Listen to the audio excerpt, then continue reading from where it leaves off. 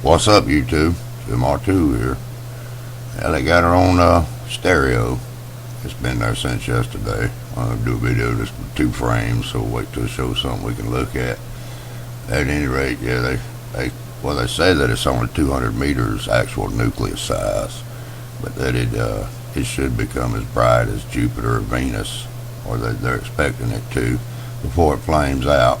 They're still saying it's going to graze the sun, but the amateur that found it, he seems to think, as I do myself, it's not going to survive. It'll break up. If it doesn't hit the sun altogether, it's going to rip it to pieces. At any rate, there it is. All these comets are known as the Croix family. They come from the same portion of the sky, which is, in our terms, around, well, Earth's around the January 1st position, late December, early January.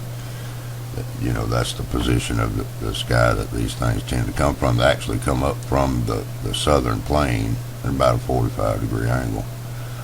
At any rate, this fragment is part of what they say was a single giant comet, probably the comet of 1106. And I've tried to find that on JPL, can't find it anywhere. At any rate, you can look up all the comet fragments that they do show from the 1840s, 1883, and so forth, and you'll see they all come from the same point in the sky. And here it is on stereo B. It's also on A too, just not quite as clear as the B photographs.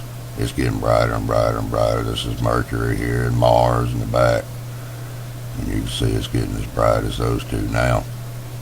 Still hadn't showed up on Soho's Lasco site, but that should show up sometime tomorrow or Thursday.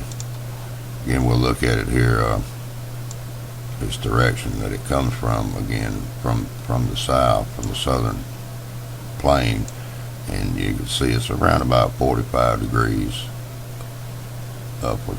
Now, if you look at what's peculiar about this, if you line up the trajectory of this whole family, which all follow the basic same route, the difference would be that the length of, you know, it all depends on the size of the mass of the object as to how far it goes out and comes back. Nonetheless, it stays on that pretty much basic same path year round. If we move Earth into the around about the center of that, you know, that's our January 1st position, which is directly over where that large giant comet used to be.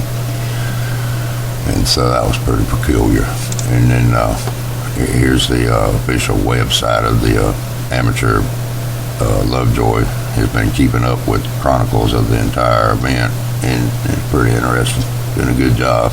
Again, we can look at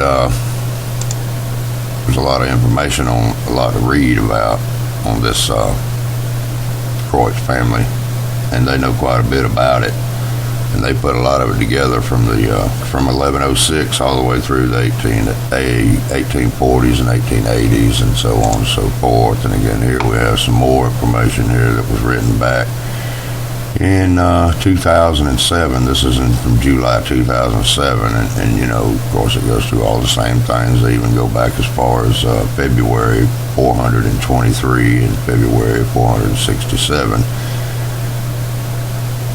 and later scenarios, and it just goes through a whole bunch of different types of things. Like I said, this is the originator, they believe, X1106 C1, which they do not have in JPL. It's not recognized.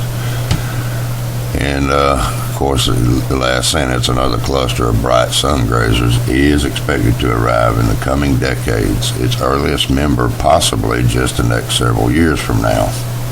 And this, of course, again, was written in July 2007. I mean, I would venture to say, because of the fact that they've been sitting down there with, you know, several, I'd say, $1 billion worth of equipment down on our South Pole, looking in that direction, that they would know exactly when that's coming, and the fact that all these pieces are hitting the sun, you know, that one is too, and I would go out and say that that's probably the 2012 December we're looking at. I can almost say it now with certainty that in December 2012 this large fragment's going to show up, simply because they're sitting there looking at it and they not say a word about it. They wait till an amateur astronomers find them and let them go like that. Of course, something that important, you'd think they'd say something about it, but not a word. Not a single word. But at any rate, get to watch it. I don't think it's going to be a major event. Like I said, we may have to watch 1374 and 1375 for any activity that would throw a CME or a solar flare in our direction. These are going to be the two that would give us the most trouble, would be these two sunspots here as this event takes place.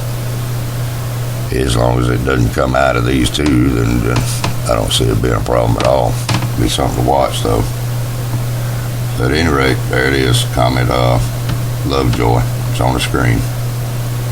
Peace and love, everybody. Big heads up.